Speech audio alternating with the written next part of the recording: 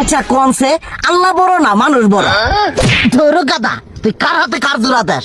কুড়ায় আল্লাহ আর কুড়ায় মানুষ। যেটা কবার কইছে ওইটা কন। আল্লাহ বড় না মানুষ বড়? আল্লাহই তো বড়। আল্লাহ বড়, তাহলে আল্লাহর কথা না হইনা মানুষের কথা শুনেন কে? তুই কি কইতাছস? কি এর আল্লাহর কথা মানে না মানুষের কথা মানে? হ্যাঁ, কি আর মানুষের কথা শুনেন তাই না? আমনে যে ওইদিনকে ডায়াবেটিসের রোগ নিয়ে যে হাসপাতালে গেলেন, ডাক্তার আপনার কত কিছু খাবার না করলো, সব কিছু না খাই এখন চলতেছেন। তাহলে আল্লাহ যে আপনারে কইছে যে হারাম খাবার না, সুদ খাবার না, কই আপনি তো কাম কাজ বাদ দিয়ে এলাকার মধ্যে টাকা পয়সা না গায়ে খালি ওইলে দিয়েই খান। নিজেরা টিয়াও হালাল ভাবে কামাই করেন না, ওই সুদ তো না কয়টা টিয়া করে লাভ আহে ওইলে দিয়ে দিয়ে চলেন আর পেটা বড় বানাইছেন। শুনেন একটা কথা কই, হারামের কোনোদিন আরাম নাই।